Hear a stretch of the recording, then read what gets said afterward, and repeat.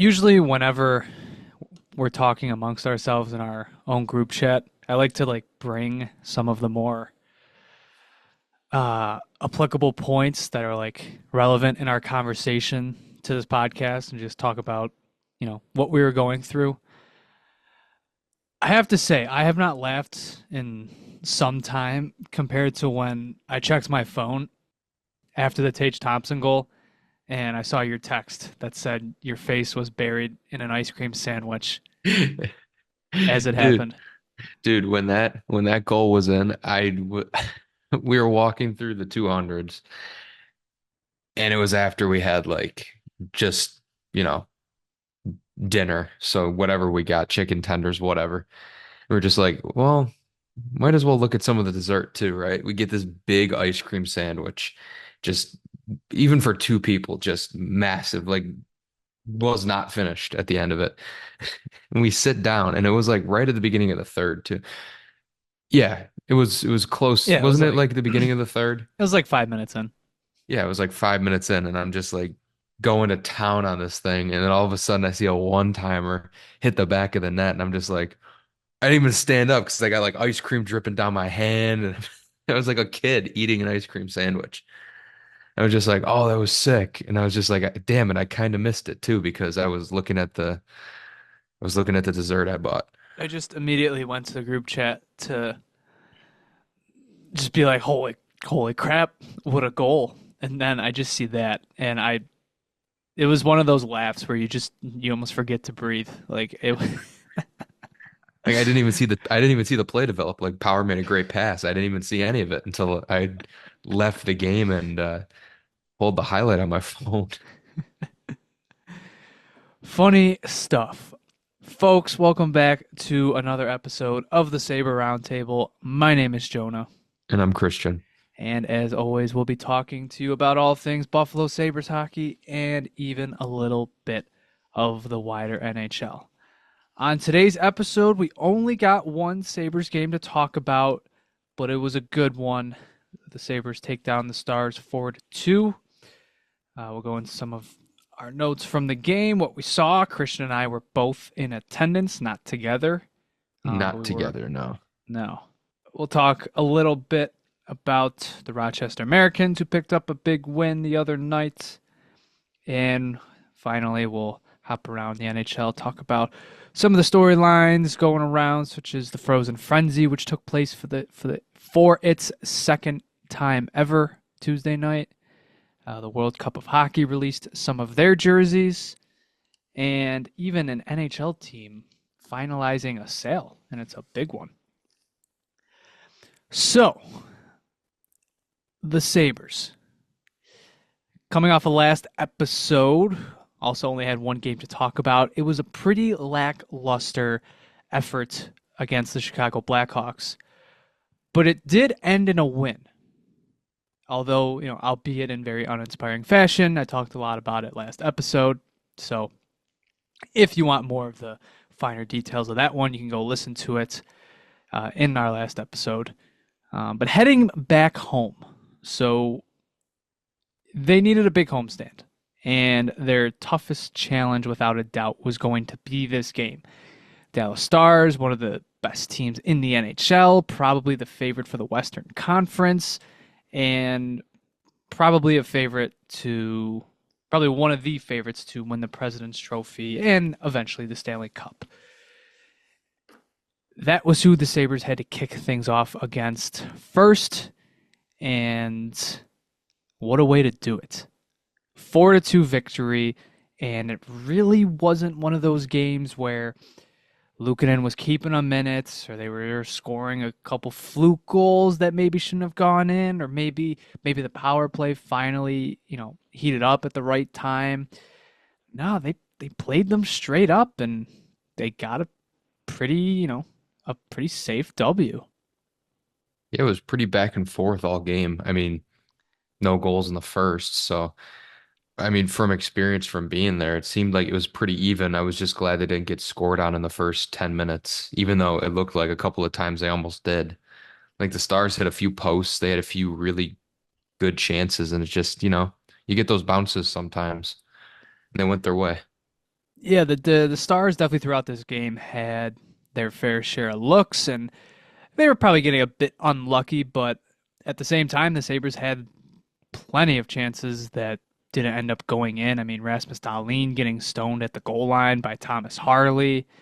Um, Yuri Kulik had a chance. I mean, he looked off a shot and tried to dish it across in close. This was a very back and forth effort, back and forth game. And the Sabres getting a 4-2 victory does not feel undeserved whatsoever. No, not at all. I think Luukkonen had a good game. Um, Still want to see more from that second line, but the bottom six looks as advertised. Why don't we talk about Owen Power? 3 assists in this game. Two of Bro's them, cooking. two of them being very, very nice. The first one, takes a point shot, kind of trickles through, hits the top of the crossbar before Peyton Krebs would uh, tip it in. But the second one springs Zucker and Ryan McLeod on a 2-on-1. And I just had like a perfect view of it for where I was sitting in the arena. It was a dime. And finally, I mean, the third one is probably the Sabres' goal of the season so far. Tage By Thompson far, yeah. strips Miro Heiskanen of the puck, breaks it into the Dallas zone, basically 1-on-3, drops it to Owen Power on the right side. Power gives it right back to Thompson in his wheelhouse, and he blasts it past Jake Ottinger to give the Sabres a 3-0 lead. 94.7 miles per hour. That's the I watched that clip so many times. You see that on the bug pop up. So that is a MLB fastball, an He, average MLB fastball. yeah, I don't think Ottinger stood a chance. I think it got stuck in the net. I And the think back, it, yeah, it got yeah, stuck in the back of the net. it hit like the back mesh. I mean, just an absolute rip. Just another. I mean, Tage Thompson, he's on a 51 goal pace right now. Vintage, just a vintage goal. 5 goals in 8 games. Probably the first time he's been on a 50 goal pace since 2 seasons ago. I don't think with the slow start he got off to last year before heating up briefly before his injury troubles, I don't think he ever got back on that 50 goal pace. This is probably the first time he's been on pace to hit that mark since February of 2023. It's very encouraging to see, and he's just another guy that's having the perfect start to the season. hmm But back to Owen Power, just silencing the critics. Just you can't say anything bad about him after that, you know? Assists on all three goals, all three, you know, goals against a goaltender. Like, come on. When Dallas got that second empty netter or second goal with the net empty, and I looked up to the replay board and I saw, of course, the puck got past Power on the back door. And yeah, it was his man. He should have been covering Tyler Seguin there. As soon as I saw the replay, I just rolled my eyes and I knew what was coming. 3 assists, Sabres arguable best player on the ice. I knew some people were gonna be up in arms about that play, and yeah, saw some comments online, but oh well. Come on, you would have to be hard pressed to find to to try and shed a negative light on Power's game against Dallas. He was just unbelievable, and it's just having a breakout like start to the season. Wouldn't be a Sabres game without them making it interesting in the last 5 minutes, you know? I feel like I saw it coming when they pulled the goalie with 5 minutes left. I was like, it caught me by surprise for a second. Then I was just like, oh, they got the first one. And I'm like, I here said comes to number myself, two. And oh, I don't like it when teams are being smart, being aggressive, pulling the goalie with 5 minutes left, and then just the flukiest goal I've ever seen yeah, the off the of first one was, Jason yeah. Zucker's stick.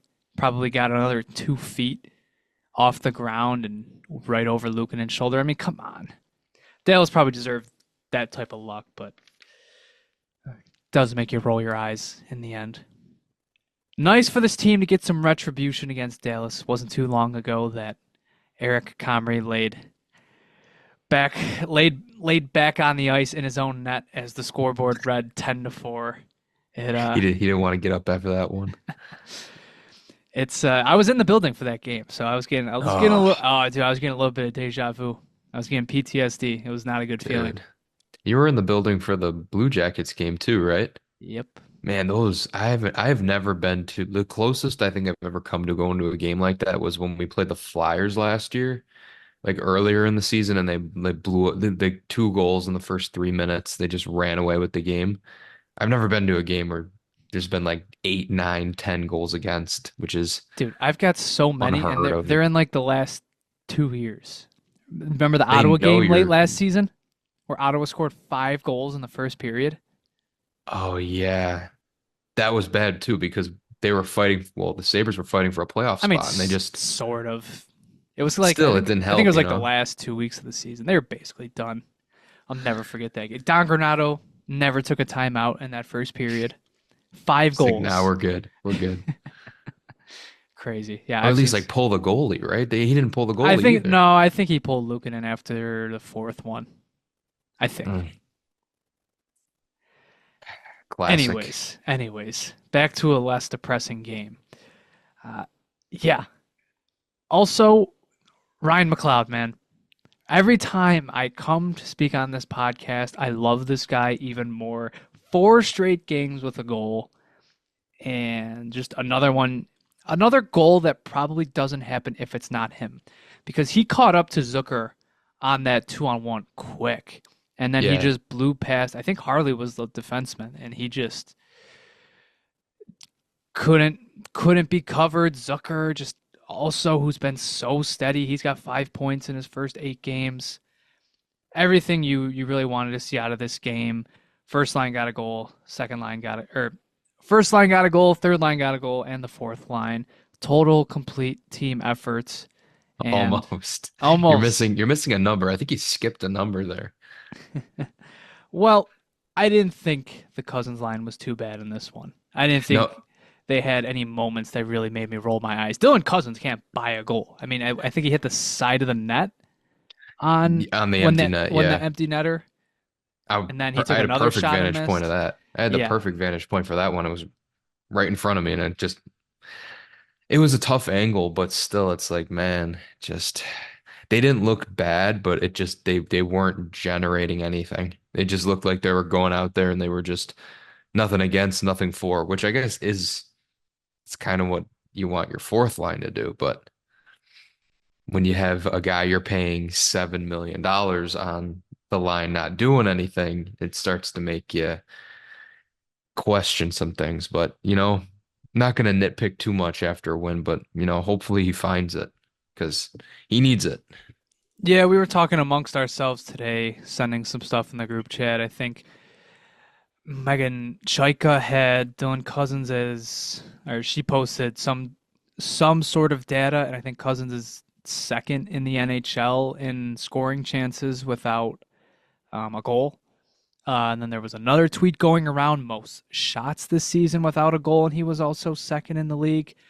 Uh, Cousins is definitely we're getting to unlucky territory here, where yeah, he's still not being as effective as you want. And that's going to need to change if this team wants to continue to win games. Because, look, I love Ryan McLeod. I love that third line. They're probably not going to keep scoring at this clip for the whole season. I mean, you want them chipping in a goal every other game, but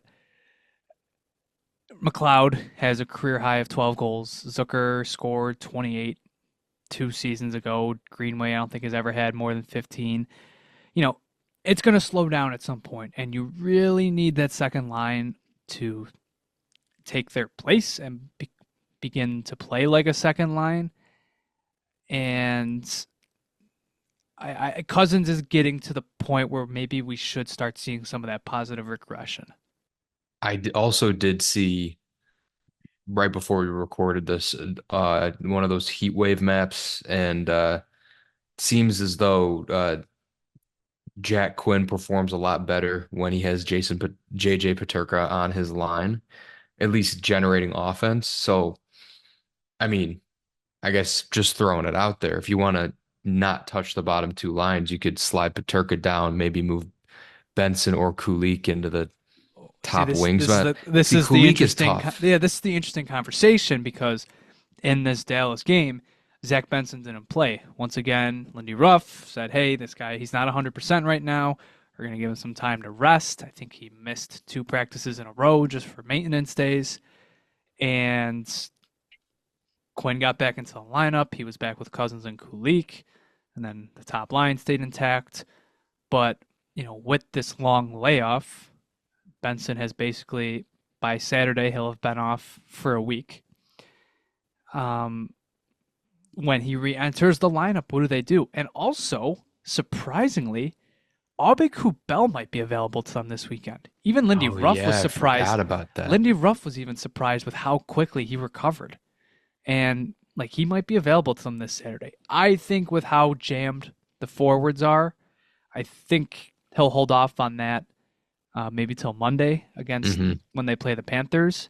But even then, it's going to be decision time soon. They're going to have to most likely make a call on Kulik here. I mean, look, they're not going to stay 100% healthy forever, so Kulik could be back up within the week if they were to send him down, or maybe they do keep him up as another extra. I don't know. Either way, they are going to have to make some decisions here. And also, just to keep the roster conversation going, John Gibson is reported to be maybe coming back to the Ducks soon. So James Reimer might go back on waivers, and maybe the Sabres try to sneak him. Maybe they don't think they can sneak him through waivers this time and keep him on the NHL roster. I don't know. This could be, we're approaching an interesting week in terms of roster decisions. My personal opinion is I don't think that Krebs has played bad enough to the point where you'd want to take him out. I think he's been more of a pleasant surprise this season. If you're going to put Aube-Kubel in, I think he'd probably end up splitting time with Beck Malenstein. I guess that would be the easy decision. And then for the top six, when Benson comes back, honestly, I think you should maybe consider taking Quinn out over Kulik in the short term. Or maybe, play him a game, see how he does. And if not, again, maybe you scratch him. But Quinn hasn't showed anything in the early stages of the season to keep him in that top six. I think I think especially ever since he went down in the first period of that game against the Devils, Aube-Kubel is probably he is the best player of that fourth line when it's assembled. Hmm. But I also think that fourth line was assembled to play together.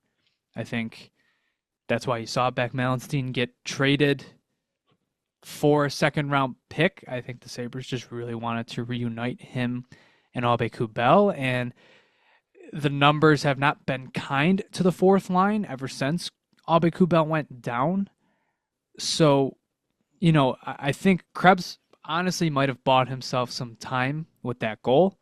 And I don't think he's been playing bad. It's just they haven't, you know, the fourth line is basically generating nothing in terms of actual offense. They're not getting caved in defensively. It's just they're not really giving anything they're not generating anything in return. Hmm. So I think it's so tough. But I think they want Lafferty, Aube-Kubel, and Malenstein to get back together. So I feel like that means that leaves Krebs on the outside. And then after that, it becomes, how short of a leash do you want to keep Jack Quinn on? Do you want to keep scratching him? In terms of if you want to get Kulik back in the lineup, I don't know. It's not an easy solution, and it's also you can't tinker with the lines right now. And that's what makes this conversation so difficult. You're definitely not bringing up the top line.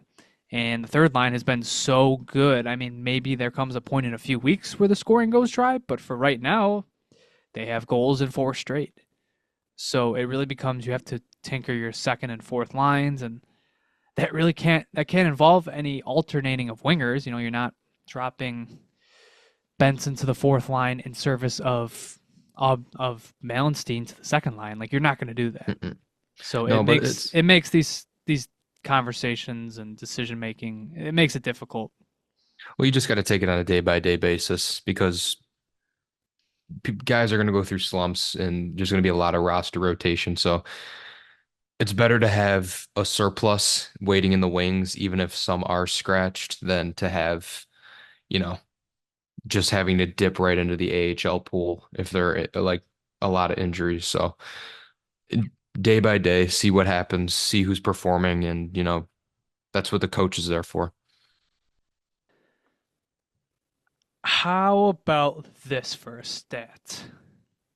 The Buffalo Sabres are tied for second in even strength goals in the NHL with 20. That's a great stat, man. How's the no, never mind. I'm sure you're building up to this. I think it's impressive. No, I think I'm Lindy really Ruff not. hasn't played good hockey. I'm really not building up to anything. They're second in even strength goals. They're eighth in total goals. This team can score. I mean, since Prague, what's the least amount of goals they've scored? They scored five against the Panthers, 4 against the Jackets, five against the Penguins, four 4 against against the Dallas, Blackhawks. four against the Blackhawks. So like they can score, man. Like seriously, where would this team be? And like it's not very comforting because it's two things that have been trends since last season. But if that second line is clicking and if the Hmm. power play is even league average, how like does this team have are they maybe sitting in first in the Atlantic? Like given with like how many more games they've played, but still, like, are they instead of 3-4-1, are they like six, 5-2-1 or something? Like that's the difference. You have a good power play, you beat the Penguins. Maybe you take the Blue Jackets to overtime or something. I don't know. It's what ifs. It's not like I said. It comes down to the power play, and it comes down to Dylan Cousins / Jack Quinn, Hmm. and those have been trends since last season. But it makes you wonder, like if they can get those going, the conversation becomes so much different about this team.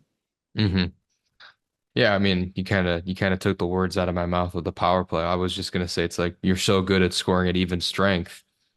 Imagine what they could do when the other team loses a guy. They must be better, right? It's got to be easier to score if there's less people out there. We are currently on 0 for 22. We are the only I team thought in. they were going to get one against Dallas. They only had one opportunity, and That's it was true. it was a pretty good shift. Especially for the Stars have a 90. Coming into tonight, they have a 95.8% penalty kill. That's first in the league. It looked pretty good, but it was only one shift, and you're only going to score about 1 in 4 power plays. So, Hmm. or if you're the Sabres, one. Negative percentage. Nah, more, like one in every 6 or 7. But yeah, they are now the only team in the league without a power play goal. We'll get there. It it's not great, and you need it to start clicking. But it's like we are that close. We're that close from from the conversation around this team just being that much different. If Dylan Cousins is going, and if the power play can get going, um, this team can go far, man. They really can. And it's just this game against the Stars was a very pleasant. I think it was a pleasant surprise. Just how Hmm. well from start to finish, really. Outside of 3 bad minutes in the third period, they uh they really played a Stanley Cup contender straight up. No, they played well. They played a really solid game all around. The one post game note I have, and it kind of goes with the goal scoring conversation. So I was listening to Lindy Ruff's post game, and at one point he said something interesting. I don't know what the question was, but he was talking about like how they're playing, and he was talking about something called the next play, how they've been making the next play. Like he brought up the Zucker for McLeod 2-on-1. And he said, like, as Zucker was coming down the wing, the entire crowd was saying, like, everybody's like, shoot it, shoot it. And instead, he made the extra pass. He made the next play to McLeod, which was the perfect pass and led to the goal. And he said the exception to that was when Kulik tried to make that one pass in the Oh first period. yeah. Yeah. But he said how like that's why they've been being able to score more. They've been making the next play. Or what I associate that with, the perfect pass, which 2 years ago, Everyone hated. everybody Everybody hated. hated. But guess what? They were the third highest goal scoring team in hockey. Yep. He's encouraging them to look for that extra pass. There's Yeah. gonna be times where like he's telling them to shoot. You can't be like the Detroit Red Wings where you have 11 shots on goal and you win a hockey game. But like even the Tage Thompson goal, like Owen Power could have shot that puck. He could have drove the net. Miro Heiskanen was like a centimeter away from poking that puck out of its passing lane. But Power went for it. He threaded the needle, put it right into Thompson's wheelhouse, and there you go. It's a bang bang goal. So I think that was a really encouraging comment for me. The fact that he's encouraging them, be creative, look for the perfect pass, because the perfect pass, it always goes in if you are able to find it. It always seems to like trick your eyes sometimes too when you're watching the game and you kind of get sucked into the rest of the crowd because you see that throughout the game. Everyone yelling, shoot, everyone yelling, do this, this, this, and this.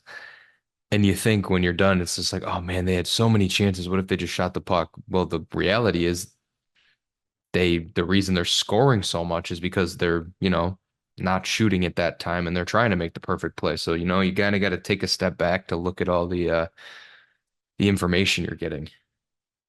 So yeah, overall, really good game from the Sabres. Exactly what you wanted to see to kick off this homestand. Their next game is Saturday afternoon at 1 o'clock versus the Detroit Red Wings, who are currently 3-3-1. I think Yep. coming into tonight, they're playing right now. They're playing the New Jersey Devils at home. Right now, it's 2-2 in the third period. Gosh, they're gonna get Uh, a loser point, aren't they? this is an interesting matchup because it's much like last year where all the advanced stats are telling you this team stinks, like they are not good.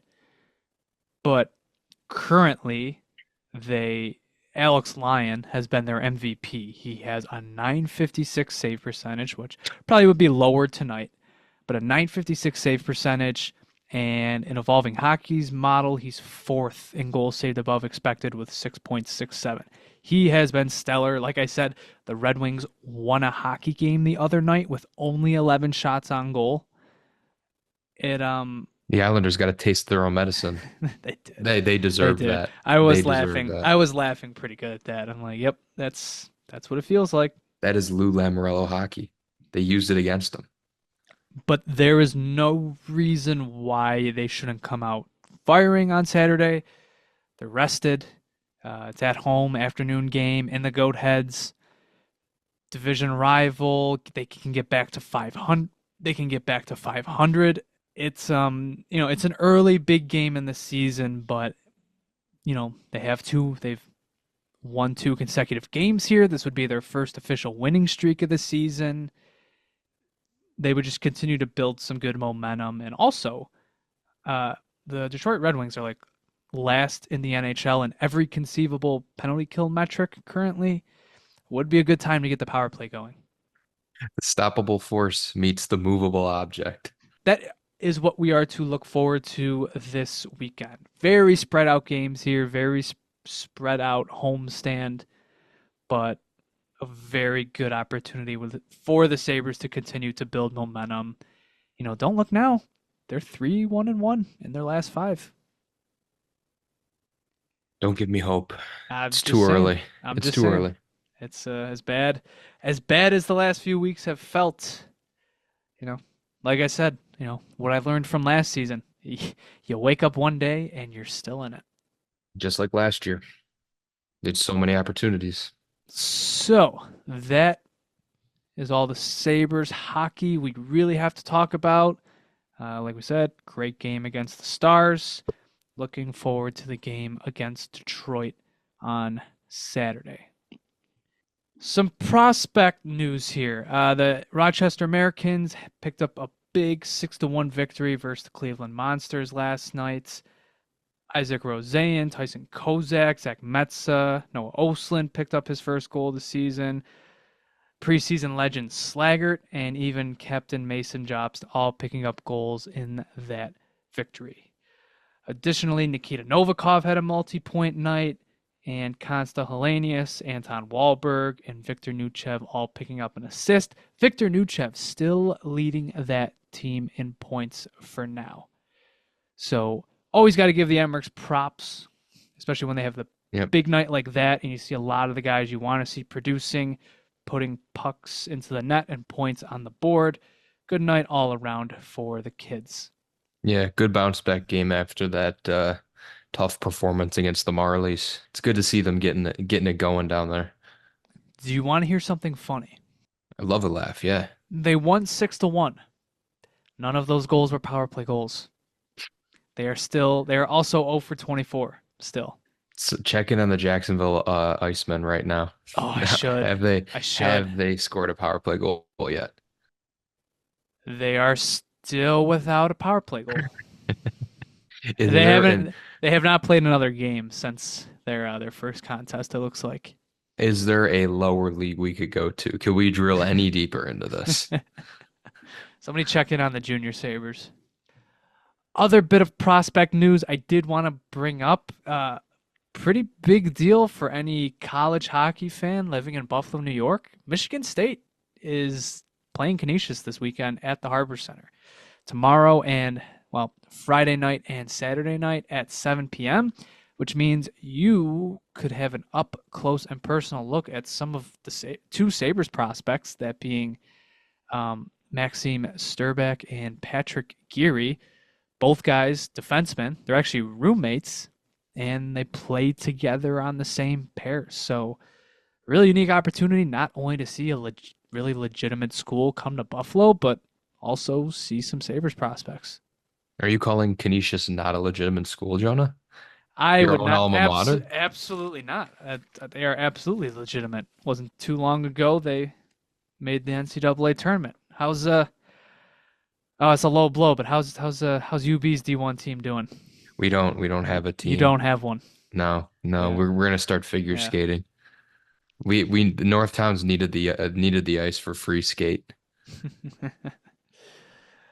So for anybody with maybe looking for something to do this weekend, you can head down to the Harbor Center and check those games out. All right, let's talk some wider NHL topics. It's been a little bit, but firstly, the NHL held their second ever Frozen Frenzy event Tuesday night, which for anybody that doesn't know, the NHL schedules all 32 teams on one night, all 16 games. And they have this broadcast with Bucci Gross in the studio with Kevin Weeks, and they just go from game to game and talk hockey for a few hours. And, it's really hard to mess that up. And they didn't. It's a great broadcast. I don't know if you caught any of it this time around. Obviously you were at the game for a large part of it. Right, yeah. It was tough. I watched a good chunk of it last year, and then this year I was able to catch the latter half, the West Coast games. It's good. It's a great idea. I just think there's there's some tweaks they should make to it. I think first of all, scheduling it on the same night the NBA opened their season was a little confusing. A little foolhardy. Well, it was funny. We were talking with Derek, who, for anybody that knows, he's on our trivia episodes every year, just about why they're doing this on that night. And I think he was the one that brought up. He was like, they, I think it's the only night this week without, they're without competing against a major sport because the World Series starts tomorrow night. Mm-hmm. Obviously Saturday you got college football, Sunday the NFL, but. Yeah, they chose the night the NBA opened. It's just... They forgot to check the other major sport. It's just the little things, man, Yeah, but it seems like... Obviously, I didn't catch much of it just because I was at the game, but it seems like a really good idea. It's not as easy as an NFL red zone because obviously when you're watching an NFL game and a team is driving, you could kind of predict that they're going to be close to scoring at a certain point. In the NHL, it's like quick goal in. You got to flip back and forth between You games, and you would actually be surprised. Or like from well, I guess for the later games that's more so correct. Like when it's like 7:30 and it's the only night every year where they stagger the games at times that make sense. So like at like 7:15 you have 7 games going. Goals are happening all over the place. Maybe it stops for a second, then you hone in on one game, but then within a couple seconds, somebody in another game has scored. I think it's more so just I would assume it's just getting 16 games on the same night. That's like the biggest challenge. mhm. But Yeah, logistically that is tough. I get it. But also like if you could really like the main problem I had with this year's rendition was none of the matchups were good. You don't think so? What were the biggest games this year? Um, Kings and the Kings and the Knights, the that's a rivalry. They were one of the ESPN broadcast games. maybe the Lightning and the Devils. I don't know. Yeah, but even then, I mean, that was a pretty funny game for multiple reasons. But What was it, like 8-5 or it was something? like 8-5. JJ Moser scored from his own end. Like, it, that was a crazy one. But like otherwise, Rangers Canadians was another one. I guess that one ended like what 7-2. Like Sabres Stars, Red Wings Islanders. Like They seem close. It seems like it's close to like a rivalry game, but at the same time, it's not. yeah, I feel like whenever they do this next, or at least for next year, like make it a rivalry night. Like something along those lines. I feel Hmm. like I saw somebody on Twitter float out like a mock Frozen Frenzy for next year, and it gave every team somewhat of a rivalry. Like the Sabres, it's tough because they're rivals, Bruins, Leafs, whoever, they have other rivals. Themselves. So it was the Sabres versus the Red Wings, which is like, hey, at the very least, it's an interdivisional rival, and it's two teams in that same tier, sort of. So I don't know. I think for next year or just in the future, like it would be really cool if it was like if it was actually must see NHL matchups. Hmm. It would also be really fun to have one later in the season, like games with playoff implications, jumping You can back do and two of forth. them. Yeah. Yeah. So I don't know. It's a great idea. I also wish like I feel like it should be a weekly thing. Not 16 games on one night, but I don't know. I feel like if you like every Saturday night, you have like 7, 8 games going. I don't know. I feel like it should be possible to keep it going, but oh well. Who am I to talk? You trust the NHL, right? Oh yeah, They're doing absolutely. everything they can. They've never messed anything up before. All right, moving on. We did get our first look at the Four Nation Faceoffs jerseys this week. That being United States, Canada, Finland, and Sweden.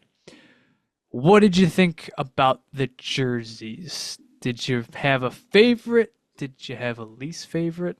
And I think they kind of look similar to what the usual Olympic jerseys look like. I think Sweden, it's the same thing, basically. Same with Finland, kind of. The US, I think those are a lot better than the ones they currently have. I think the ones they currently have are, excuse my language, dog shit. Um, I think that was an upgrade. It won't beat the classic, like the royal blue with the red and the white, not like the navy. The navy's fine. I think it's better than what the I'm not a Sabres did. fan. I don't think it's I just don't. terrible. I don't love it. I just think like the 1980s jerseys. It's like it's just it's such Or an the easy 60 template. jersey. Yeah, like the development team has made those their main jerseys. It's just I don't know. It's just a It great is easy, classic yeah. look. And I know like I'm Mister. Hey, I want new designs, but I think at the very least like those. I feel like at least the U.S. development team like modernized them enough for me to make them look new. And then the Canadians, it's basically just What did the you think same about that? version of the Maple Leaf. I saw a lot of Canadians online not they weren't fans of it. Yeah, I don't know how many different ways you could make a leaf at this point. We've seen it with the maple leafs over the years, They just change the border and everything. You know my thoughts on their jersey history. Oh yeah. But I think personally for the Canadian ones, it kind of reminds me, remember when the Hurricanes changed from their '06 like red and black ones and they went to just like the candy cane look when it was just the red and the white?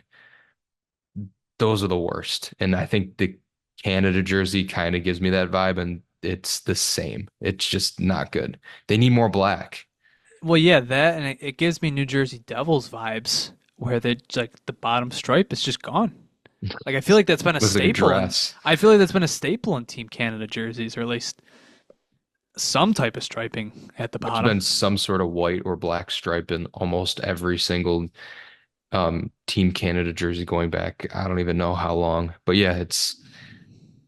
yeah, no bottom stripe is weird. Yeah. The US, I think they got the stripes right. Yeah, I think the striping looks good on the U.S. I think I'm just maybe not the biggest fan of the navy. Yeah, I don't think the U.S. jersey is bad. I think it's just more so the navy that I don't like. Especially Mm. like they had a real opportunity here, given that Sweden and Finland both also have navy. I mean, Finland's got like a stripe of a lighter blue, but if the states went full, essentially royal blue, I think it would have really popped a lot more. But I can't complain. I think Finland's that's pretty on brand for them. And then, like you said, Sweden. I mean, it's a template that works. It's really hard to mess that up. Yeah, they haven't changed that in ever, I don't think. Here's a question for you: how many Sabres do you think there are going to play in this tournament between these four teams? My guess is at most three. If they're smart, it'll be three, but it would most likely be two. It'll be Tage Thompson on Team USA and Rasmus Dahlin on Team Sweden. If they were smart, they'd put Owen Power on Team Canada, but I don't think that's going to happen unless he has like a crazy breakout, you know, like national attention type of season. At least going into February. It's in February, right? Yeah, it's replacing the The All Star All-Star game. break. Yeah, I don't know. I'm looking at projected lineups, and this is just like an ESPN article, so I guess take it with a grain of salt. Things have already changed a lot into the season. I mean, like they have the left side of defense for Team Canada, so it's Devon Taves, Shea Theodore, Josh Morrissey, and then also in the mix is Morgan Riley, Alex Petrangelo, Drew Doughty. I think Doughty will be back by that point. Yeah, that'll be tough. I don't know if he has a shot at that. He has to really heat up. Yeah. Um, my question was, do you think Alex Tuck has a chance to make the roster? If he keeps producing at the point per game total he's had throughout the first few games of the season, I think he has a shot, but I don't think his It's a really talented group. The yeah, only like blemish his and name. like quotes around blemish is I feel like Matt Boldy, who's really really good. I feel like he's the only guy here that I could maybe see him beating out to get into the lineup. But even then, for the scratches, you got Clayton Keller, Vincent Trocheck, Cole Caulfield. Like it's a tough roster to crack. It really is. I Hmm. think the states are like, I mean, they have to be the favorite. That's center. I mean, their center depth. It's Matthews, Eichel, Thompson, Lark. Like Dylan Larkin's your fourth line center. It's pretty ridiculous. It's a ridiculous group. And I wish I could sim to the Olympics because the US is beyond due for Li- a Listen, date with a gold medal. listen to this top four. It's Quinn Hughes with Charlie McAvoy, and then Jacob Slavin with Adam Fox. That's a ridiculous top four. Jake Sanderson's a scratch. And it's like not for bad reason because your third pair is Zach Werenski and Brock Faber. And then you got Jake Ottinger and Jeremy Swayman as your 1-2 goalie tandem right now. Uh, you got Connor Hellebuck as your number All one. right, yeah. He's American. I forgot about that. Yeah, it's crazy. Like it's an absolutely ridiculous roster, and yeah, I think another interesting one. I think Yoki Harju makes Team Finland. I think he makes the team. And That makes sense. I think Lukin is definitely the number two goaltender, just behind Saros. That makes sense. Like on Yeah. here, the third option is Capo Kakinen, and then Mm-mm. also Ville Husso. So I think No. Luukkonen can beat them out. Yeah, 100%. So, should be fun to watch. I think Tuck and Power definitely the wild cards to make it. But we'll see. Team Sweden's starting goalie is projected to be Linus Ullmark. Who's hurt right now? All right, moving on. Did you see the Jacob Trouba hit the other night? The Jacob Trouba elbow is back. Did you think it was an elbow? See, the first angle I saw was that view from like down the boards, and it looked like it was a clear bottom of the elbow right to the chops. But then I started seeing other angles and other people's perspectives, and they were like, no, no, no, it looked pretty clean. It looked like a 50-50 hit, but I feel like half the time he lays those hits, people say that, and then the other half, they're just egregiously bad, like suspendable bad. But does not surprise me at all. Yeah, I think that's kind of the common theme here. Like if it's not Jacob Trouba, I wonder how people react to it. But I did think this one was clean. I did. At the very least, the elbow was like down. Like Like yeah, tucked in almost. he didn't get him with an elbow. Maybe he hit him a little high, but he was also at like a higher angle. He hit him right I in the face. Yeah, I thought it was fine. I was okay with the decision that he wasn't gonna get disciplinary action. I don't even think he got fined. Moving on, did you see former Sabre Conor Sheary cleared waivers? It's a shame. Why didn't we pick him up? Come on, man. Because Get the gang back together. I believe he's one of like the worst forwards in the Yeah. NHL this season thus far. I don't Yeah, think he he's created a been bad. single scoring chance since he's played in all of Tampa's games. I'll never forget the opening night on the 50th anniversary when he had like two goals and he had that moment where he was like this. He was like, whatever that was, he made Or that yeah, face. or I think he like scored. I think it was a different game. He like remember he shot the puck and the puck was like in the air for like 5 seconds and it just landed in the back of the net past like Louis Domingue.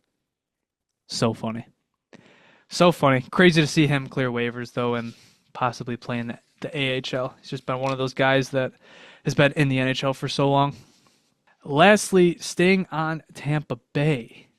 The Tampa Bay Lightning have just been sold for about $1.8 billion. And that's only about just a little bit over 50% of the franchise. Yeah, that's just he sold it to an investor group, right? Just a Yeah, it bunch of was stakeholders. two investors with a group of people. Yeah. Man, imagine having that wire hit your bank account. Do you know how much he bought it for in 2010? Well, if Terry bought the Sabres for 189 million, I'm gonna guess Tampa being a warm market team at the time and them being bad, I'm gonna guess he paid $111 million. $93 million. Oh my God, just an absolutely insane return on investment. Talk about totally reshaping the image of a franchise. He's done a Yeah, fantastic job, man. Like they are the team of the 2020s still, probably. for sure. Yeah, Cup in 2020, Cup in 2021, Cup final in 2022, playoff appearances the next two seasons.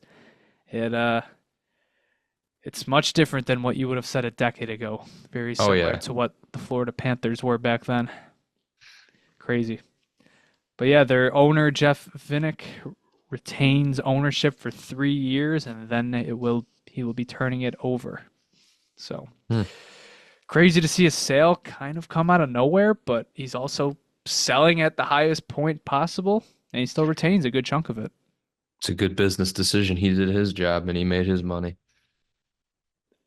I feel like we know the answer. I feel like I could just look it up. What do you think the Sabres are worth right now? Right now, uh, The I'm gonna Senators say went for just under a billion.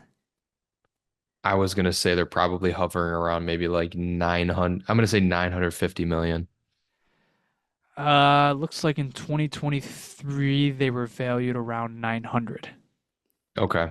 That sounds Who about right. who are the two teams lower than them? The Winnipeg Jets? Nope. Really? Yep. Are they warm market teams? One of them. Okay. If you say one of them, then the other one's got to be. Winnipeg was 28th at 925 million. Does Arizona count in this? They do. Okay. So they're lower, right? They are last at $675 million. Well, now they're Utah, so I mean, Yeah, I don't know how much he did he like acquire them? Ryan Smith, right? yeah. Had to have, right? I wonder how much he bought him for in actuality. And then there's one more, and you said they're not a warm team. No, The Blue Jackets. it is the Blue Jackets. 880 million. So think about that. The gap from 31 to 32 was over $200 million. Crazy. Jesus. So, but here's the interesting thing. That was, just a year later, the Coyotes sold for $1.2 billion. Like these valuations are like wrong. I mean, they sold for double. No, Coyotes, the Coyotes, they were at $675 million, sold for 1.2 this past I April. I think if there was a valuation done, if Terry was willing to sell, they would be worth over $1 billion. Well, I think now it's crazy. Like that was just 2 years ago. But yeah, crazy. That's why maybe you should spend on the team a little bit. You might be able to get something back. Oh well. I gotta Double say, big man, right at the the end. the scoreboard looks nice. It does look nice. Looks really good. It's crazy. I can actually like watch highlights at intermission and not have to squint my eyes. And they And the said that board on my side isn't broken anymore. That's a nice there's no plus. flashing, there's no line. Well, didn't they say they haven't even figured out like all the different functions of it yet? I mean, that makes sense. It's kind of like buying a new toy. It's not like they built it themselves. So I get that. I'm not going to get on them too much. Maybe they They're get some everyday smoke people. going or something. They're like you and me. Yeah, Yeah, simple people. some smoke additions would be welcomed. Hmm. But I think other than that, that's going to do it for this episode. Thank you very much for listening and or watching. We'll be back with you guys Sunday night after Sabres take on the Red Wings Saturday afternoon. If you want to follow us on Twitter, you can follow us at the Sabre Report, also on Instagram and TikTok at the Sabre Report. If you watched this on YouTube, thank you very much for watching. You can like, share, or subscribe. That would be greatly appreciated. If you want updates for the pod, you can follow us at Sabre Report Pod. Go give our friends over at the Buffalo Sports Talk podcast a listen. They just dropped their episode reacting to the Bills' win against the Tennessee Titans. Obviously, they got a big matchup this Sunday against the Seattle Seahawks, so they do great stuff as well. But I think other than that, I think that's going to do it. We'll see you guys this weekend. Take care and go Sabres. Go Sabres.